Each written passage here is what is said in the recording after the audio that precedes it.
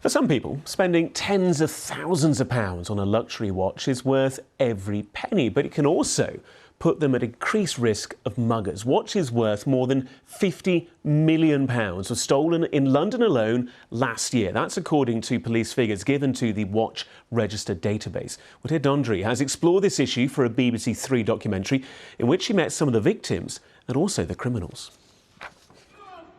London, the watch theft capital of the UK. Thieves like these ruthlessly steal watches worth thousands of pounds. And you can see the size of the blade.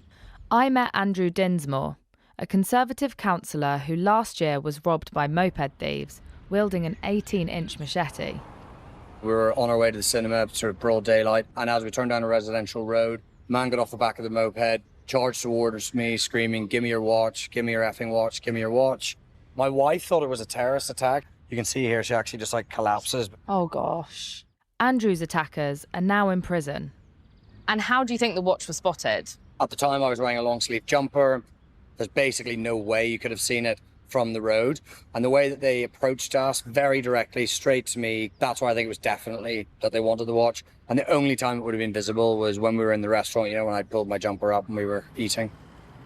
Our investigation heard how thieves are known to stalk victims and plan their attacks.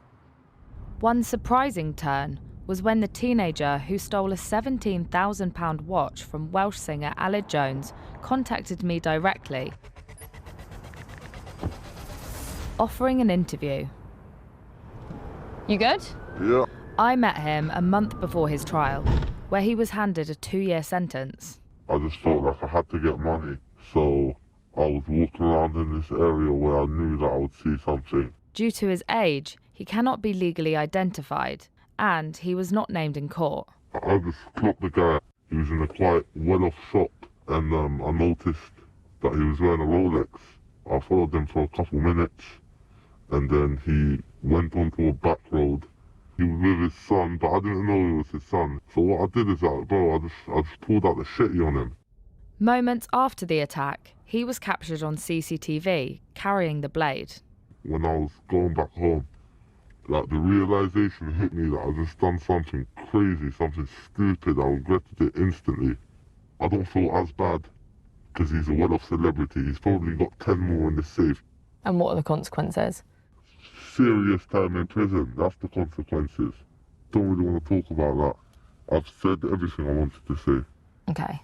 During the interview, we noticed that he was carrying a large machete. We decided we couldn't press him for answers and kept our interview short. We contacted Aled Jones, but he did not wish to comment. Watch theft happens across the UK, though it is particularly prevalent in London, where the Met Police are actively targeting street thieves. Just got a call from our sister car. They've apparently got a gentleman stopped. We've been asked to obviously just come and assist. I've spotted him following 2 females off down the side street, and then I can clearly see him looking at a watch and almost crouching down to get a look at the face where we've now gone into a bit of darkness.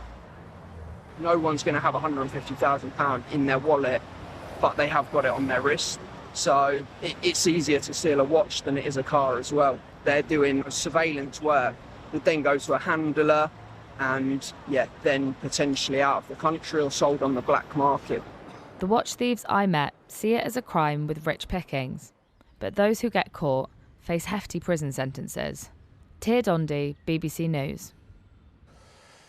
Remarkable situation there, where you can watch the full documentary Hunting the Rolex Rippers on BBC iPlayer.